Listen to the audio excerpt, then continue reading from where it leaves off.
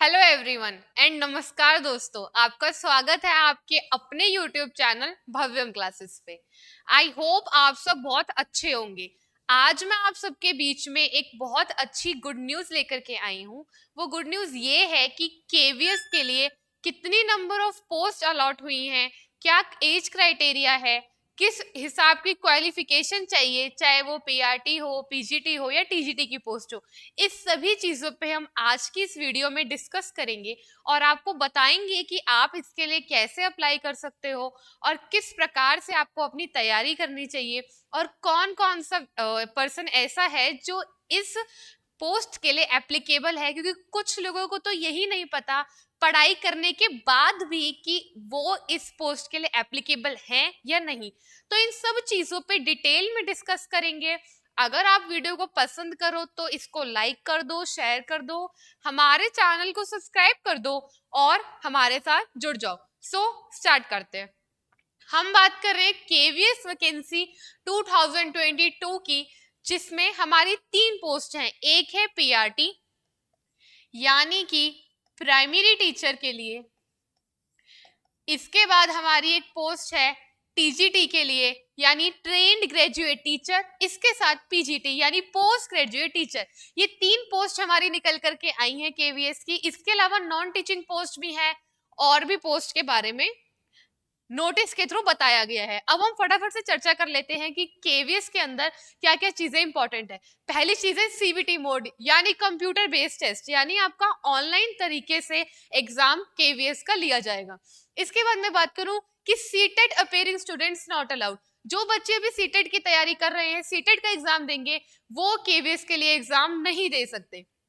इसके बाद बात करूं कि बीएड पीआरटी अलाउड, लेकिन जो बीएड पीआरटी की तैयारी कर रहे हैं वो केवीएस का एग्जाम दे सकते हैं। ये मैं नहीं, ये नोटिस के थ्रू जारी किया गया है जो आपको बताया जा रहा है।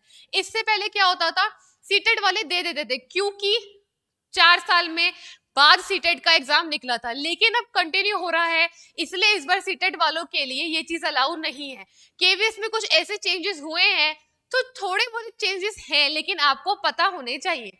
इसके बाद बात करूं कि क्या वेटेज है, तो 70% आपके एग्जाम को दिया गया है वेटेज और 30% इंटरव्यू, यानी कि अगर आप एग्जाम देके क्लियर कर लेते हैं तो आपको इंटरव्यू पे बुलाया जाएगा, जिसके टोटल 30% यानी अप्रोक्स 60 मार्क्स आपके होंगे। अब मैं बात करूं यहाँ पे 180 मार्क्स का आपका एग्जाम होगा, जो पहले 150 मार्क्स का होता था।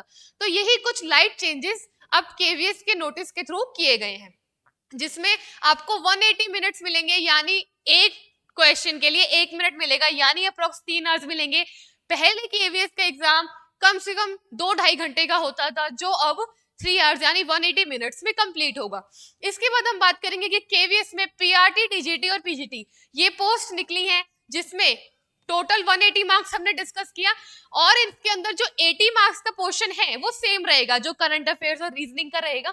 हालांकि 100 मार्क्स जो है वो आपके सब्जेक्ट स्पेसिफिक के अकॉर्डिंग क्वेश्चंस पूछे जाएंगे। अब मैं बात करूं, यहाँ पे कोई भी नेगेटिव मार्किंग की डिस्कशन नहीं की गई है।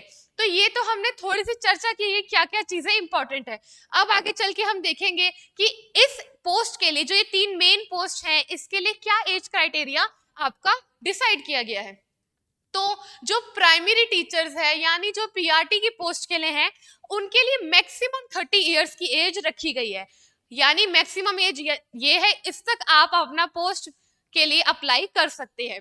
पीजीटी के लिए मैक्सिमम एज 40 इयर्स है और टीजीटी के लिए 35 इयर्स है। लेकिन यहाँ पे कुछ एज रिलैक्सेशन भी दिया गया है, जिसके बारे में हम चर्चा करते हैं। इसमें क्या कहा गया कि अगर एससी या एसटी हैं तो उनको 5 इयर्स का रिलैक्सेशन मिलेगा, चाहे वो किसी भी पोस्ट के लिए अप्लाई कर रहे हैं। जिस हिसाब से मैक्सिमम एज है उसमें 5 इयर्स का रिलैक्सेशन एससी एसटी को मिलेगा, ओबीसी को मिलेगा 3 इयर्स का। और जितनी फीमेल्स हैं, चाहे वो किसी भी कैटेगरी से हो, चाहे वो जनरल है, एससी है, एसटी है या ओबीसी है, उन सभी को 10 इयर्स का रिलैक्सेशन मिलेगा। यानी कि अगर एज मैक्सिमम 30 इयर्स है तो जो फीमेल है वो 10 ईयर प्लस करके 40 इयर्स मैक्सिमम तक उस एग्जाम को दे सकती है। ठीक है, अब चलते हैं आगे, हम डिस्कस करेंगे कि क्या क्वालिफिकेशन आपको इन तीनों पोस्ट के लिए चाहिए, क्योंकि ज्यादातर जो बच्चे हैं इन तीनों पोस्ट के लिए अप्लाई करते हैं। तो जान लेते हैं कि आपकी कितनी क्वालिफिकेशन पे आप इस एग्जाम को क्लियर कर दोगे।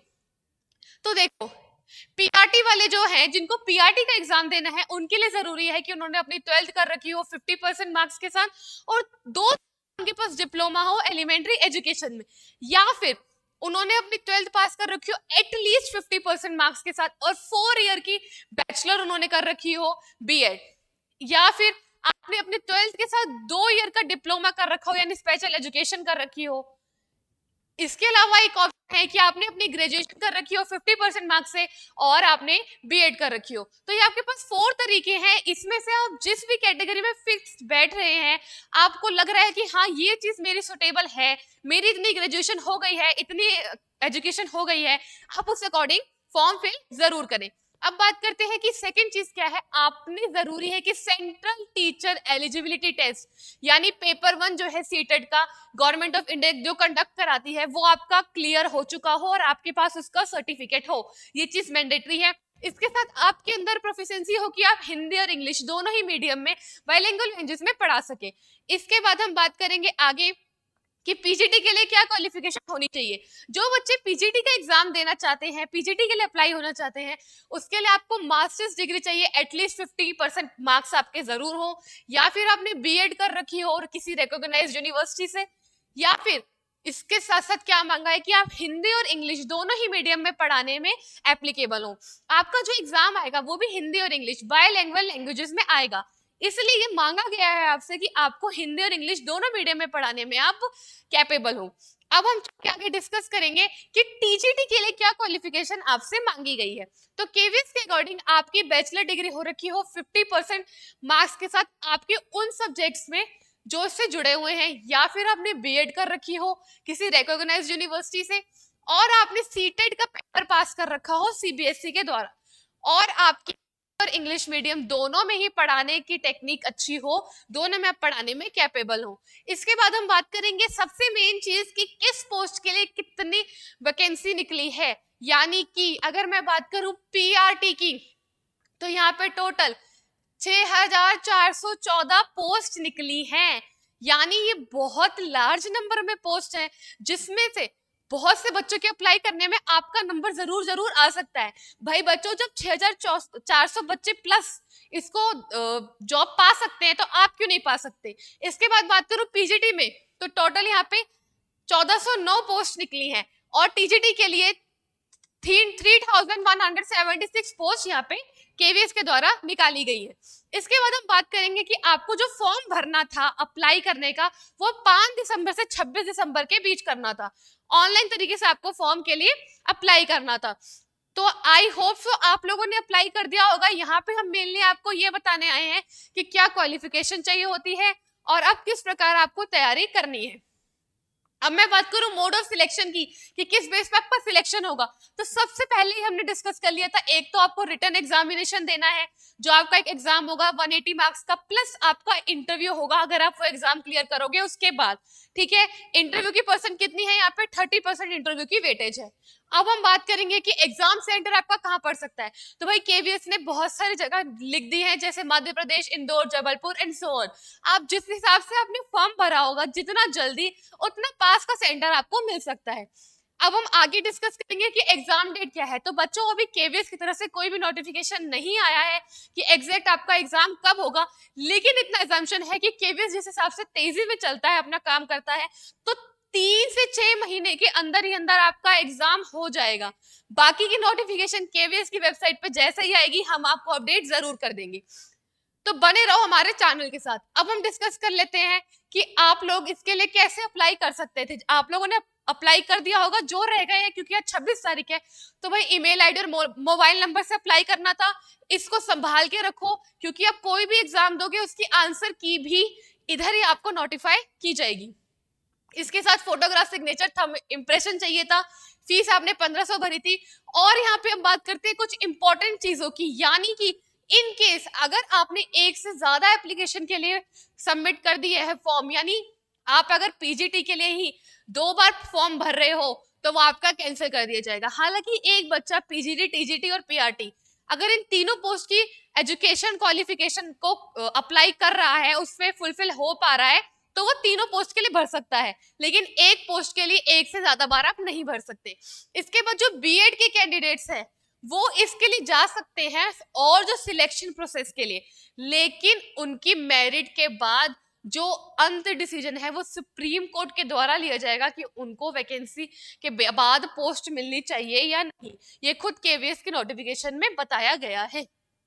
अब बात करते हैं कि यहाँ पे एप्लीकेंट्स जो है वो सेटिस्फाई कर लें कि वो 26 दिसंबर तक ये सब चीजें जो मांगी गई हैं, जैसे सीटेट का एग्जाम आपका होने के बाद आप पे सर्टिफिकेट हो, ये सब चीजें आप पे होनी चाहिए। अगर आप पे सब चीजें हैं, उसके बाद ही आप अपने एग्जाम की तैयारी चालू कर दो, यानी कि आप अब उस एग्जाम को देने के लिए पूरे तरीके से एलिजिबल हो। अब हम बात करेंगे कि इन केस कोई कैंडिडेट ऐसा है जो पीआरटी के लिए अप्लाई कर रहा है, तो जरूरी है कि उसके पास उसका सीटेट का सर्टिफिकेट होना चाहिए जो सीबीएसई ने इशू किया है। कब?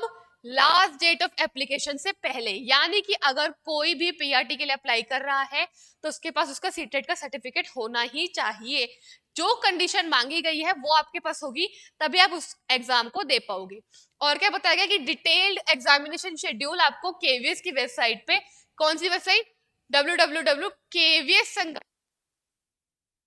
दिया जाएगा कि एग्जाम का शेड्यूल क्या है, और आपका अपना चैनल भी इस बारे में आपको जरूर नोटिफाई कर देगा। यहाँ पे मेन फोकस यही था कि कितनी नंबर ऑफ पोस्ट चाहिए, आपकी क्या क्वालिफिकेशन है, आपने फॉर्म भर दिया है तो आपकी एज रिलैक्सेशन भी आपको मिल गया है। अब आप बस एग्जाम की तैयारी करो बढ़िया तरीके से और हमारे चैनल से जुड़ जाओ। वीडियो पसंद आए तो लाइक करना, शेयर करना, हमारे चैनल को सब्सक्राइब कर देना। Thank you so much.